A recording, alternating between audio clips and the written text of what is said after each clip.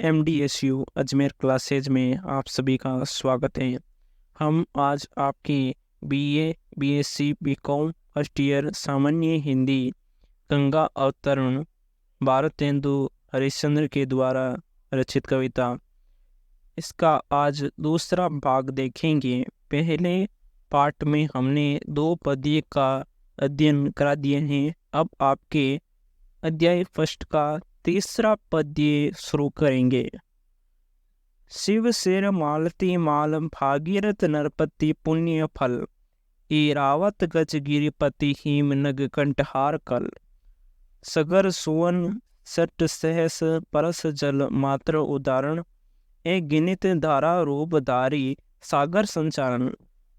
प्रसंग प्रस्तुत पद्यांश हमारी पाठ्य पुस्तक पद्य संकलन के गंगा अवतरण से उदित हैं।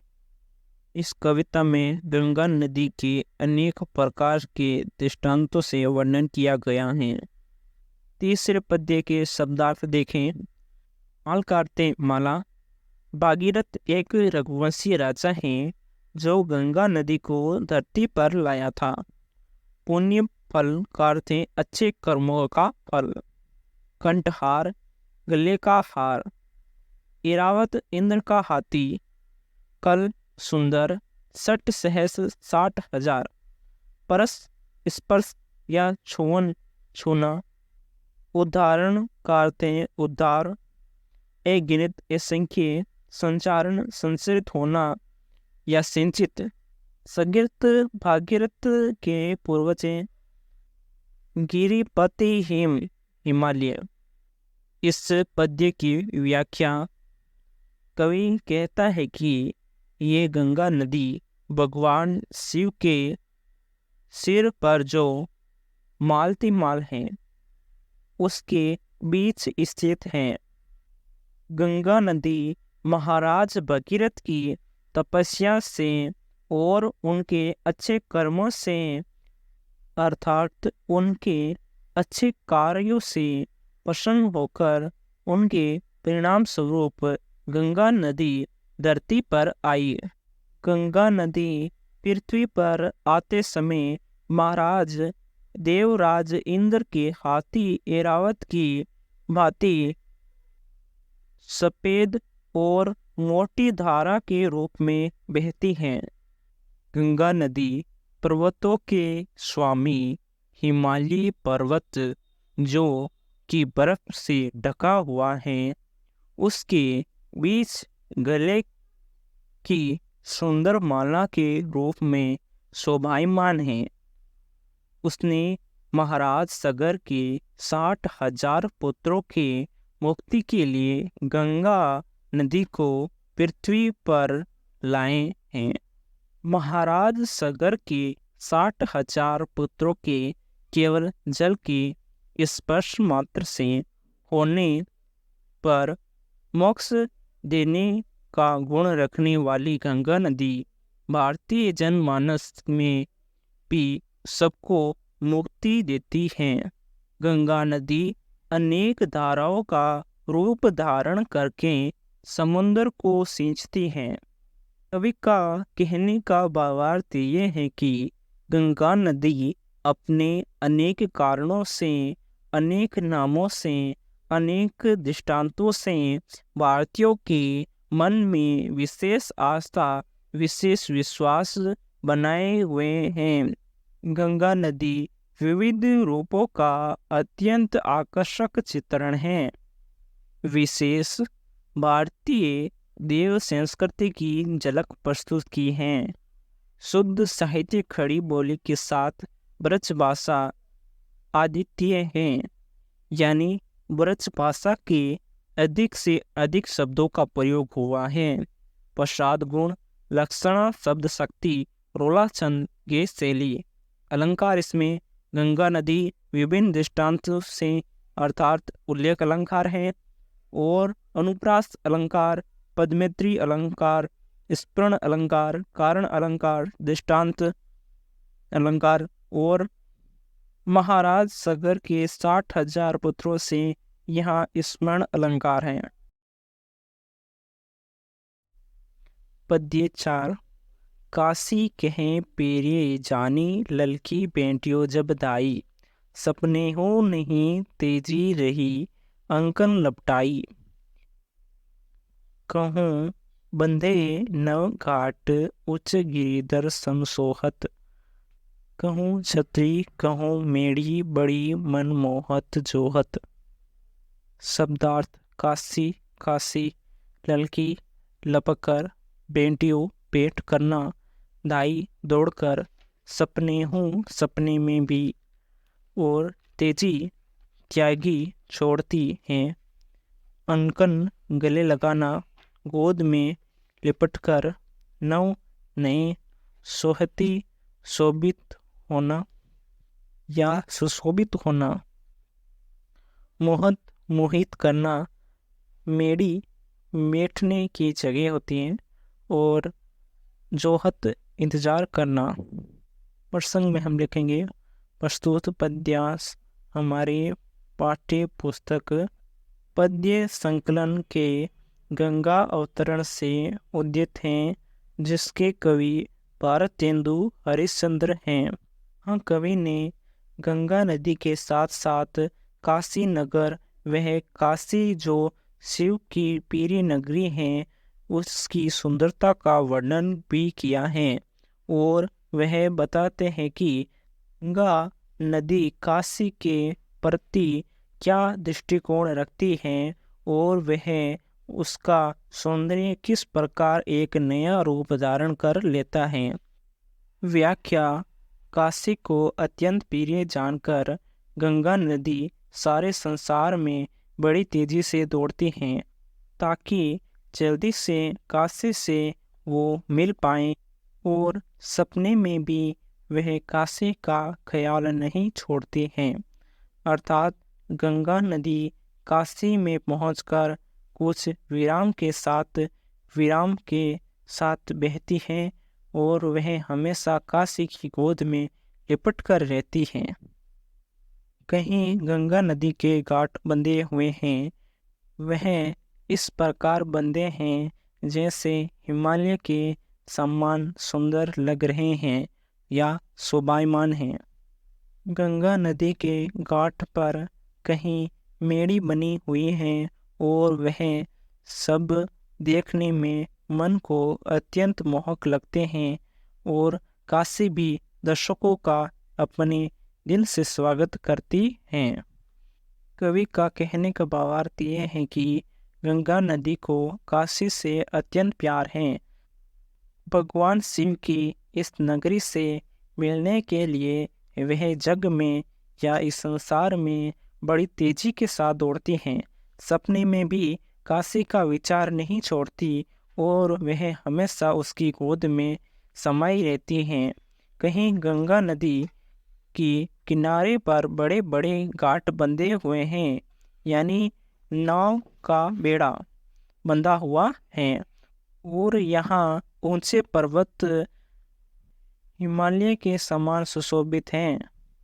कहीं छतरियाँ बनी हुई हैं, और यह सब देखने में मन को आकर्षक लगते हैं और मन को शांति देते हैं, और काशी की नगरी दर्शकों का अपने दिल से स्वागत करती है। गंगा नदी काशी में आकर नए रूप रंग में ढल जाती हैं, जो भक्तों के लिए विशेष रूप दिखाई देता है। विशेष यहाँ गंगा नदी के साथ साथ काशी की सुंदरता का भी वर्णन है। शुद्ध साहित्य खड़ी बोली का प्रयोग है। शांत रस प्रसाद गुण अभिधा शब्द शक्ति है। रोला छंद और वर्णन शैली है। अलंकार काशी कहें अनुप्रास। गंगा नदी काशी के लिए दौड़ना मानवीकरण अलंकार। गिरिवर सम में उपमा अलंकार। कहीं छतरी कहीं मेड़ी उल्लेख अलंकार का सुंदर और सटीक प्रयोग यहाँ पर हम देखते हैं। पद्य 5। धवल दामन चहुंद और फेरत दूजा पताका।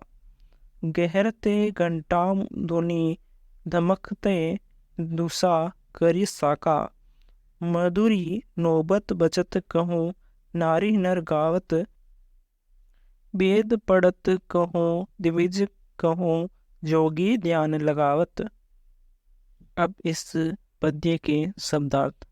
धवल का अर्थ है सफेद, धाम मंदिर, फेरत फेराना, दूजा ध्वजा, पताका का अर्थ है झंडा, देहरत का अर्थ है घंटे की ध्वनि, दोसा नगाड़ा, साका तीव्र ध्वनि, द्विज ब्राह्मण, कहूँ यानी कहीं। प्रसंग प्रस्तुत पद्यांश हमारी पाठ्य पुस्तक पद्य संकलन के गंगा अवतरण से उदित हैं। इसमें कवि भारतेंदु हरिश्चंद्र ने गंगा की शोभा का वर्णन किया है। व्याख्या। काशी नगरी और गंगा नदी दोनों ही पवित्र स्थान हैं और इस गंगा नदी के घाट पर हर जगह सफ़ेद रंग के झंडियाँ और झंडे लहराते हुए दिखाई देते हैं। यहाँ प्रतिपल घंटियाँ की आवाज़ सुनाई देती हैं और कहीं बहुत बड़े नगाड़े की आवाज़ भी सुनाई देती हैं, तो कहीं बाजुओं की मधुर स्वर सुनाई देता है, कहीं नौबत मधुर मधुर मस्ती हैं और कहीं स्त्रियां और पुरुष मिलकर बड़े मधुर स्वर में गंगा नदी की स्तुति करते हैं और यहाँ पर गंगा नदी का भजन गाते हैं और कहीं घाटों पर ब्राह्मण वेद मंत्रों का उच्चारण करते हैं, कहीं साधु सन्यासी ध्यान लगाकर बैठे हुए दिखाई देते हैं। कवि का कहने का भावार्थ ये है कि गंगा नदी और काशी दोनों एक दूसरे के पर्याय बन चुके हैं और दोनों ही एक दूसरे के अनुसार मुक्ति का धाम है। जो मोक्ष प्राप्त करना चाहता है वह जाकर प्राप्त कर सकता है और वह वहाँ पर मुक्ति का मार्ग सफलतापूर्वक पा सकता है। यहाँ जाकर भक्ति और भगवान में विलीन हो सकते हैं। विशेष यहाँ गंगा और काशी की सुंदरता का वर्णन किया गया है। शुद्ध साहित्य खड़ी बोली का प्रयोग है।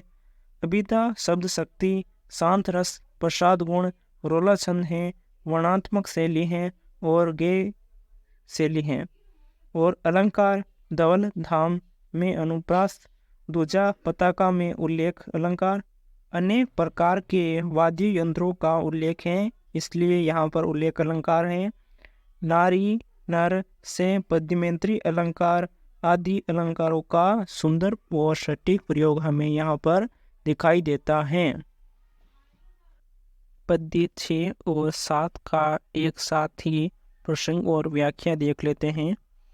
कहूँ सुंदरी नाहत नीर कर जुगल उचारत, जुग अम्बुज मिली मुक्त बुच मनु सुच निकारत।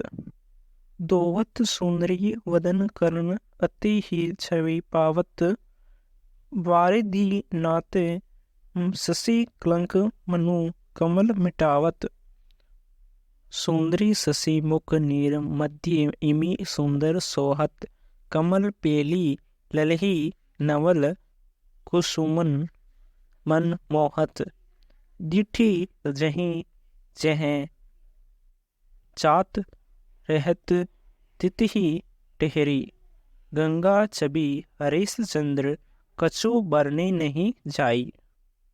शब्दार्थ।